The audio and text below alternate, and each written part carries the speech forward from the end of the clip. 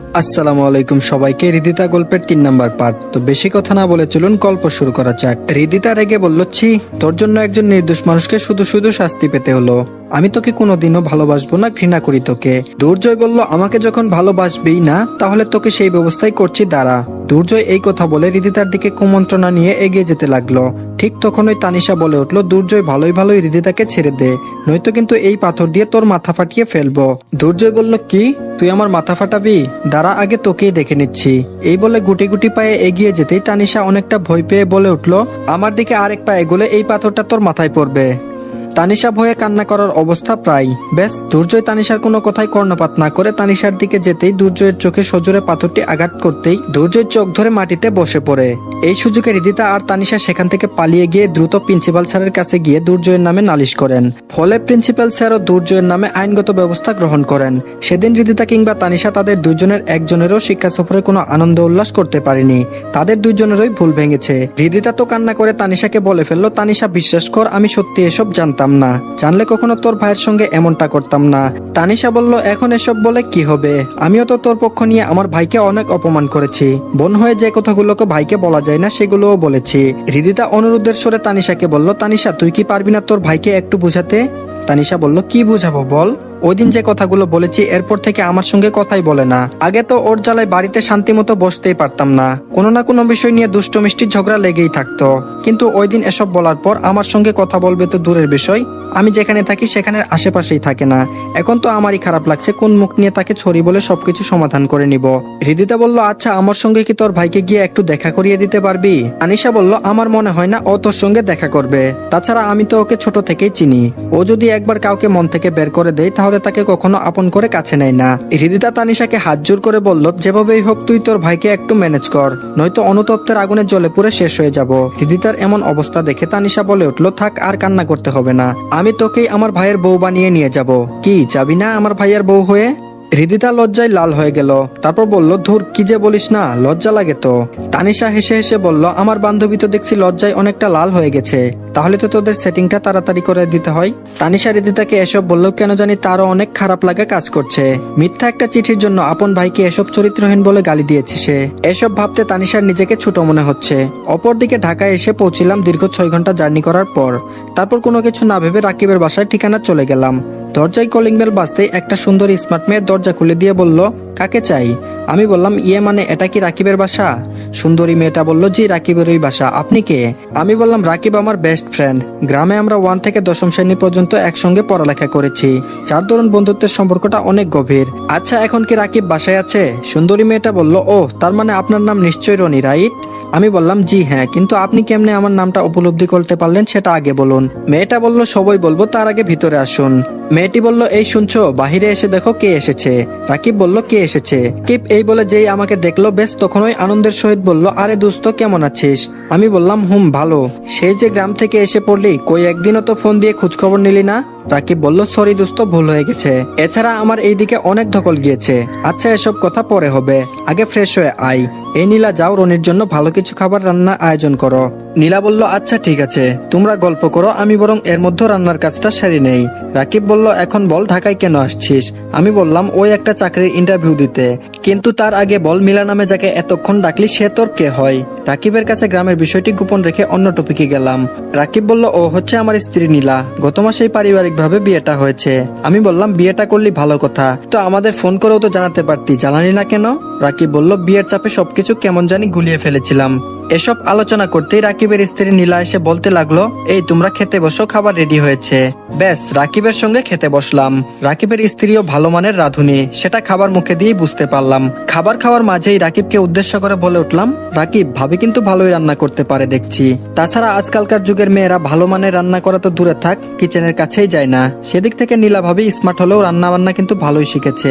রাকিব বলল, আর বলিস না, দিনে 1000 রকম আইটেম খাবার রান্না করে খাওয়ায় আমাকে। তাছাড়া নীলা রান্না বান্না করতে অনেক ভালোবাসে, এর জন্য তো নীলা রান্নার খাবারে এতটা জাদু। নীলা রাকিবকে একটু খুঁচা মেরে বলল, খুব পাম দেয়া হচ্ছে তাই না? আমি বললাম, ভাবি সত্যিই আপনার রান্নাটা অনেক ভালো। নীলা বলল, ধন্যবাদ ভাইয়া। খাবারের পর্ব শেষ করে উঠতেই রাকিব বলল, তো এখন কার কাছে যাবি? আমি বললাম, না মানে 2টা দিন তোর এখানে আপাতত আমাকে থাকতে হবে। একথা বলতে মিলা রাকিবকে ইশারা করে কি যেন বলল। বেশ, রাকিব কিছুক্ষণ দম নিয়ে বলতে লাগলো, সরি দোস্ত, এখানে মনে হয় থাকা হবে না তোর। আমি বললাম কেন? রাকিব বলল আজ রাত 9টায় নীলাকে নিয়ে তাদের বাসায় যেতে হবে। একা বাসায় তুই কেমনে থাকবি? তার থেকে আমার এক পরিচিত হোস্টেল আছে, নাম বলে দিচ্ছি, সেখানে গিয়ে আমার নাম বললেই ডিসকাউন্ট পাবি। রাকিবের কথা শুনে এবার বুঝতে পারলাম প্রকৃতপক্ষে সে আমাকে বাসায় আশ্রয় দিতে নারাজ, কিন্তু আমার মুখের উপর না করতে পারছে না দেখে আমাকে এখান থেকে তাড়ানোর একটা বাহানা বানাচ্ছে, সেটা রাকিবকে দেখেই স্পষ্ট বোঝা যাচ্ছে। এসব আনমনে ভাবতে ভাবতে রাকিব বলে উঠলো, কিরে কি ভাবছিস? ওখানে কোনো সমস্যা হবে না। রাকিব বলল আমি ফোন করে সব ঠিক করে দিচ্ছি, তুই বরং সেখানেই চলে যা। রাকিবের আচরণ দেখে কেমন জানি নিজেকে অসহায় লাগছে, মুখের উপর না করতে পারছে না দেখে বাহানা ধরে আমাকে তাড়াচ্ছে। না, এখানে থাকতে হয়তো ওদের সমস্যা হচ্ছে, বরং আমি এখান থেকে এখনই চলে যাই। এসব ভেবে রাকিবকে উদ্দেশ্য করে বলে উঠলাম, না রে দোস্ত, সেটা আর প্রয়োজন হবে না, ভালো থাকিস, চললাম। মন খারাপ করে ব্যাগটা হাতে নিয়ে দরজার সামনে যেতেই ব্যাগে রাখা চেনটির কথা মনে পড়ে গেল। এই চেনটা হৃদিতাকে দিবার জন্য অনেক শখ করে কিনেছিলাম, কিন্তু ভাগ্যের কি নির্মম পরিহাস, সেই সুযোগ আর আমার হলো না। ব্যাস দরজার ওখান থেকে আবার ফিরে নীলা ভাবির কাছে গিয়ে দাঁড়াতেই রাকিব জিজ্ঞেস করে উঠল, কিরে কিছু বলবি? আমি বললাম না তেমন কিছু না, এই চেনটা ভাবিকে দিতেই ভুলে গিয়েছিলাম, তাই দিতে আসলাম। তাছাড়া আমার কোনো প্রিয়জন নেই যে তাকে চেনটা দিব, তাই ভাবিকেই দিচ্ছি। চেনটা নীলার হাতে দিয়ে চলে আসতে যাব, এর মধ্যে নীলা আমাকে উদ্দেশ্য করে বলে উঠল, ভাইয়া দাঁড়ান। আমি বললাম হ্যাঁ বলেন। নীলা বলল, ভাইয়া আপনি চাইলে যতদিন খুশি ততদিন থাকতে পারবেন, আমাদের কোনো সমস্যা হবে না। নীলার এমন কথায় কেমন জানি একটা শক খেলাম। কিছুক্ষণ আগে রাকিবকে ইশারা করে এখানে থাকতে মানা করলো, আর এখন আমাকে থাকতে বলছে, কি আজব একটা ব্যাপার। তারপর রাকিব ও নীলার সঙ্গে বলে উঠল, দোস্ত নীলা যখন বলছে তাহলে তোর যতদিন খুশি থাকতে পারিস, আমার কোনো অসুবিধা নেই। আমি বললাম না রে দোস্ত, সেটা আর লাগবে না, ঢাকা শহরে আমার থাকার জায়গার অভাব হবে না, কোথাও না কোথাও জায়গা হবে, আসি, ভালো থাকিস। এই বলে রাকিবদের বাসা থেকে বের হয়ে আসলাম। ঘড়িতে লক্ষ্য করতেই বুঝলাম রাত প্রায় 11টা বাজতে 9 মিনিট বাকি। এমন সময় রাস্তায় একাই হাঁটছি আর রাকিবের কথা ভাবছি। গ্রামে থাকতে কতই না বন্ধুত্ব ছিল, আর এখন বাসায় এসে যেই থাকার কথা বললাম অমনি তার রং পাল্টালো। এরা শুধু স্কুল কলেজ লাইফেরই বন্ধুত্ব থাকে, এরপর তাদের কোনো উপকারেই পাওয়া যায় না। রাকিবের বাসায় না গিয়ে যদি অন্য কোথাও যাইতাম তাহলে ভালো হতো, শুধু শুধু মনটা খারাপ হয়ে গেল। এখন ফুটপাতে থাকা ছাড়া আর কোনো উপায় নেই। যার আশা করে ঢাকাতে আসলাম সেই যেরকম রিয়েক্ট করলো তা আমি স্বপ্নেও ভাবিনি। এসব ভেবে আনমনে রাস্তা হাঁটতেই হঠাৎ একটা বৃদ্ধ লোক দৌড়ে এসে আমার কাছে এসে বলতে লাগলো, বাবা আমার মেয়েটাকে ওই বখাটের হাত থেকে বাঁচাও প্লিজ। বৃদ্ধ লোকটির কথাটি শুনে কোনো কিছু না ভেবে বৃদ্ধ লোকটির সঙ্গে যেতেই কিছু দূরে লক্ষ্য করলাম দুইটা বখাটে মেয়েটার শরীরে হাত দিতে যাচ্ছে, কিন্তু মেয়েটা তার হাত বারবার সরিয়ে দিচ্ছে। এই দৃশ্য দেখে নিজেকে সামলাতে পারলাম না। এক পা সামনে এগোতে মনে হতে লাগলো আমি তো একা ওদের সঙ্গে লড়াই করতে পারবো না, তবে কিছু একটা দিয়ে তাদের আঘাত করতেই হবে, তবে না মেয়েটাকে ছাড়তে বাধ্য হবে। এসব ভাবতে বৃদ্ধ লোকটি বলল, বাবা প্লিজ আমার মেয়েটাকে বাঁচাও, নয়তো এই নরপশুর কাছ থেকে আমার মেয়েটা রেহাই পাবে না। আশেপাশে কিছু একটা খুঁজতেই দোকানে রাখা একটা লাঠি পেয়ে গেলাম। সেটা নিয়ে দ্রুত সেখানে গিয়ে কোনো কথা না বলে পিছন দিক থেকে দুই বখাটেকে মারতেই একটার মাথা ফেটে রক্ত ঝরতে লাগলো, আরেকটা দেখেই ভয় পেয়ে দৌড়াতে লাগলো। কিন্তু এক বখাটে আমার কাছ থেকে রক্ষা পায়নি, তাকে লাঠি দিয়ে আরো কয়েকটা আঘাত করতেই বৃদ্ধ লোকটি বলে উঠলো, বাবা এবার ওকে ছেড়ে দাও, নয়তো মরে যাবে।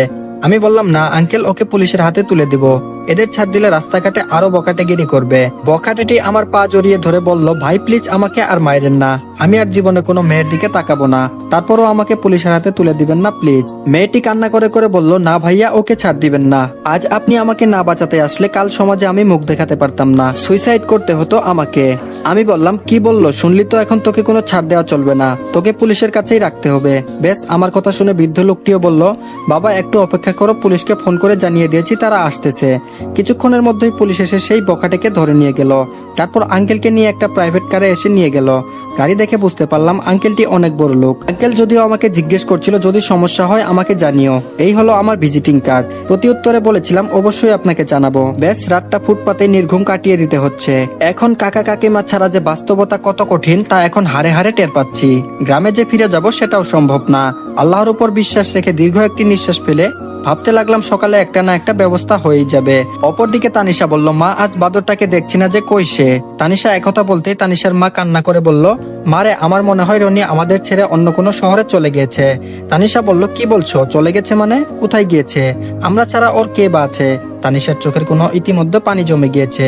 তানিশা ভাবতে পারছে না যে তাদের ছেড়ে এভাবে চলে যাবে। এখন তানিশা নিজেই নিজেকে মনে মনে গালি দিচ্ছে। রক্তের সম্পর্কের ভাই না হতে পারে, কিন্তু সে ভাইয়ের চেয়েও তো কম না, আর তাকেই কিনা বাজে ভাষায় অপবাদ দিয়েছে। এসব ভাবতেই তানিশা কান্না করে দিয়ে বলল, মা এখন আমি কার সঙ্গে ঝগড়া করব, ও তো চলে গেল। তানিশার মা কান্না কণ্ঠে বলল, মারে সেদিন ওসব কথা যদি না বলতি তাহলে হয়তো ও আমাদের ছেড়ে চলে যেত না। যদিও ও আমার পেটের সন্তান না, তারপরও তো তোকে নিজের বোন ভাবতো। এমন একজনকে কেমনে বাজে ভাষায় বললি? তোর তোর মুখে কি একটু আটকায়নি? তানিশা বলল, মা আমার ভুল হয়েছে, সেদিন রাগের মাথায় এসব উল্টাপাল্টা কথা বলেছি, কিন্তু তুমি ওকে চলে যেতে দিলে কেন? তানিশার মা বলল, আমিও জানতাম না, তোদের কলেজের প্রিন্সিপাল আমাকে কয়েক ঘন্টা আগে ফোন করে বলল ও নাকি কলেজ থেকে টিসি নিয়েছে, তার কারণ স্বরূপ এটাও বলছে আমরা নাকি সপরিবারে ঢাকায় চলে যাচ্ছি। একথা প্রিন্সিপাল শুনে টিসিটা দিয়েছে। তানিশা বলল, মা রনি তাহলে আমাদের এখানে আর আসবে না? কাকিমা কেঁদে কেঁদে বলল, তুইও ওকে ভালো করে জানিস, ও ছোট থেকে একটু জেদি, যা বলে তাই করে। আমাদের এখান থেকে চলে যেহেতু গিয়েছে তাই মনে হয় আর ফিরে আসবে না। এটা ভাবতে ভিতরে দুমড়ে মুচড়ে উঠছে রে মা। এদিকে হৃদিতাও অনেক আগ্রহ নিয়ে বসে আছে কাল কলেজে গিয়ে সব ভুল বুঝাবুঝি ভেঙে রনিকে প্রপোজ করবে। কিন্তু হৃদিতার মাথায় একটা চিন্তায় বারবার খেলছে, ও কি আমাকে ক্ষমা করে ভালোবাসতে পারবে নাকি রিজেক্ট করবে? না না, এমন কিছুই হবে না।